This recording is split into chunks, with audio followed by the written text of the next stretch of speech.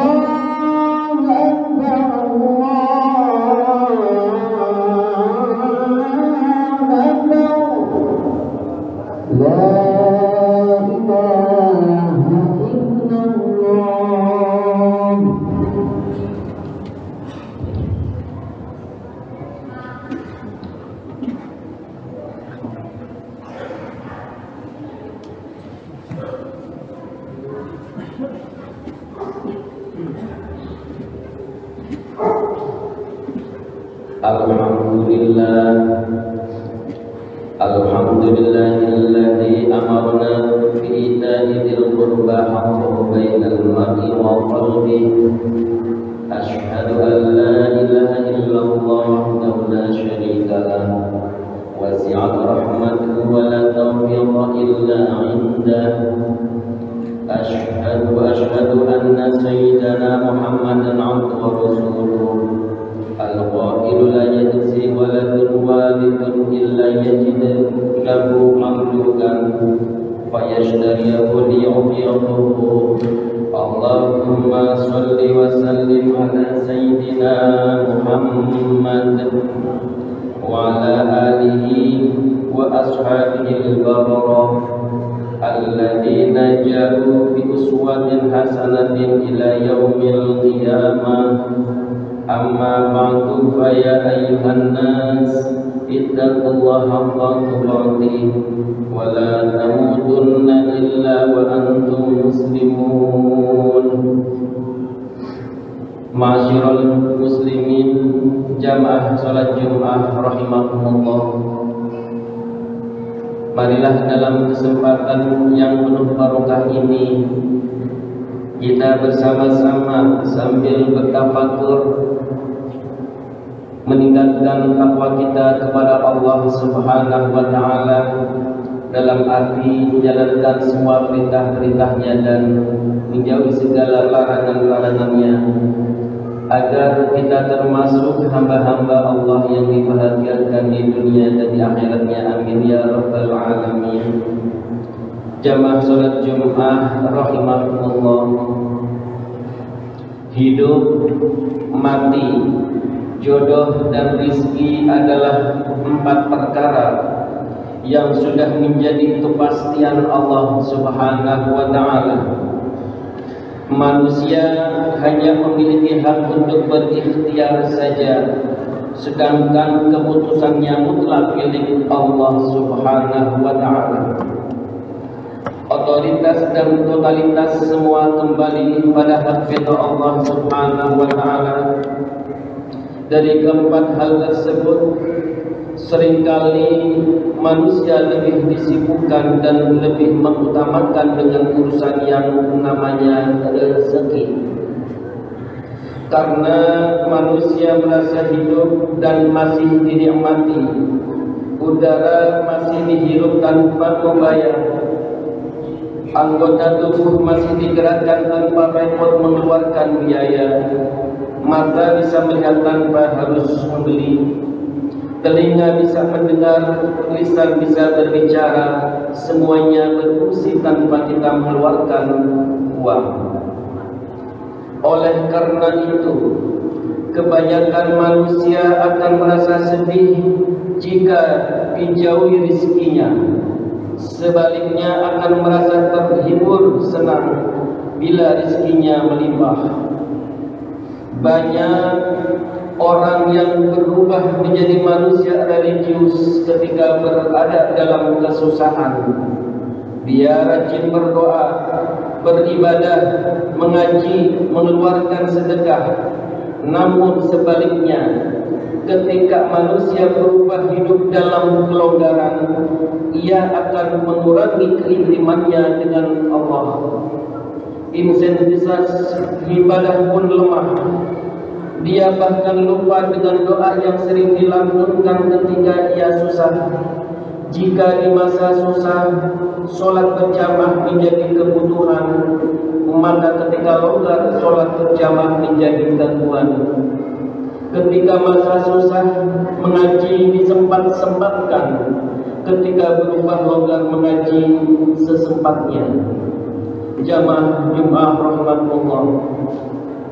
Dengan demikian, perlu kiranya kita mengkaji ulang, mempertajam pikiran kita.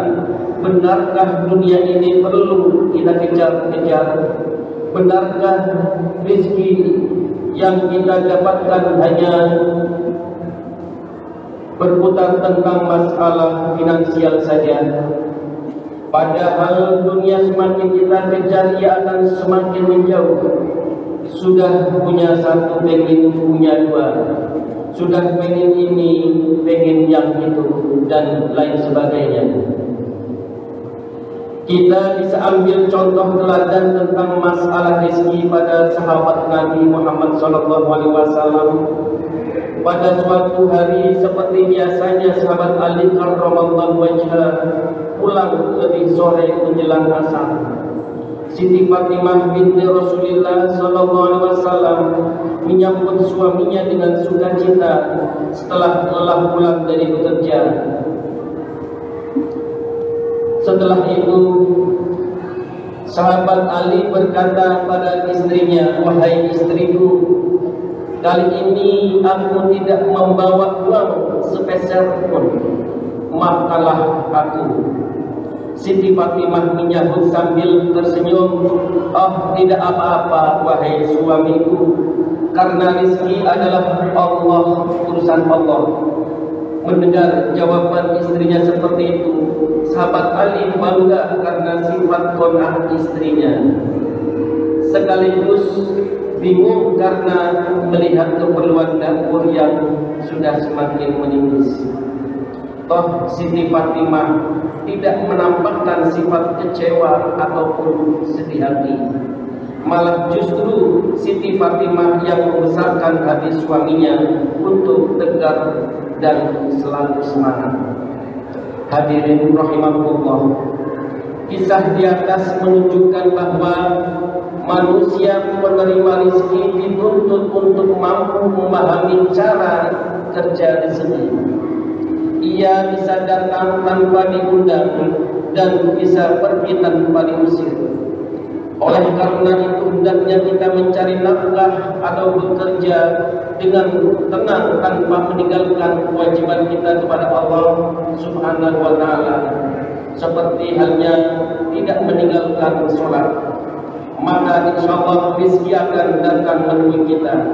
Kita boleh saja bekerja berpacu dengan matahari terbit, kita kejar jatah rezeki untuk kita, tapi ingat bahwa di masalah rezeki ada ketetapan Allah Subhanahu wa Ta'ala. Allah sudah mengatur rezeki untuk semua makhluknya. Maka apabila konsep ini kita terapkan dalam masalah rezeki, insya Allah sifat qanaah akan datang menemui kita. Allah Subhanahu wa Ta'ala berfirman, Inna rabbaka yabsutur rizqa liman yasha' wa yaqdir, innahu kana bi'ibadihi khabiran basira. Sesungguhnya Tuhanmu melapangkan rezeki kepada siapa yang Dia kehendaki dan menyempitkannya. Sesungguhnya Dia Maha mengetahui lagi Maha melihat akan hamba-hambanya.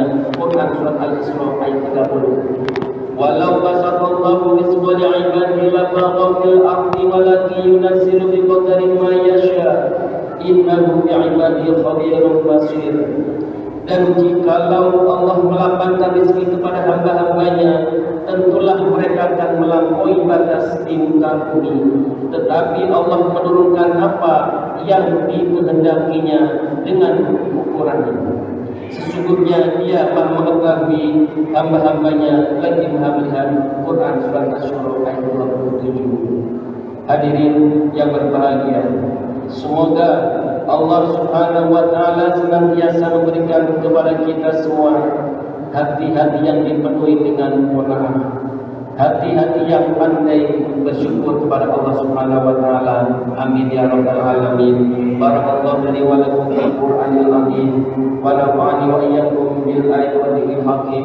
Innahu was-sami'ul innahu wat-tawwabur rahim.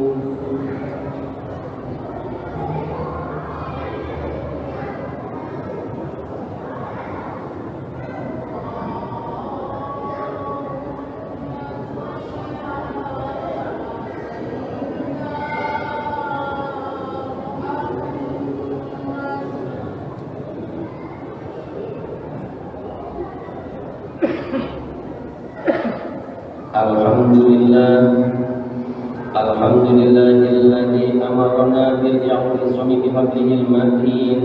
Asyhadu an la ilaha illallah wa la syarika lah, al-malikul haqqul mubin, wa asyhadu anna sayyidana Muhammadan abduhu wa rasuluhu shadiqul wa'dil amin. Allahumma shalli wa sallim ala sayyidina Muhammadin fi kulli waqtin wa hin wa ala alihi wa ashabihi wa man tabi'ahum ila yaumiddin. Amma ba'du, fa ya ayyuhan nas ittaqullaha fis sirri wal 'alaniyah wa 'alamu anna Allah amarakum bi amrin bada'i bi nafsihi wa kanna bil malaikati qudsi wa qala ta'ala inna Allaha wa malaikatahu yusholluna 'alan nabi ya ayyuhalladzina amanu shallu 'alaihi wa sallimu taslima. Allahumma shalli wa sallim ala sayyidina Muhammadin wa ala ali sayyidina Muhammad. Allahumma warḍa 'anil khulafa'ir rasyidin alladziina qadaw bil haqq wa kanu bihi ya'dilun, Abi Bakrin wa Umar wa Ali wa 'ani siddatil mutaqimin asyrafil kiram wa an sayyid ashabi nabiyika ajma'in wa 'ani tabi'in wa tabi'i tabi'in wa man tabi'ahum bi ihsanin ila yaumiddin. Allahumma ighfir lil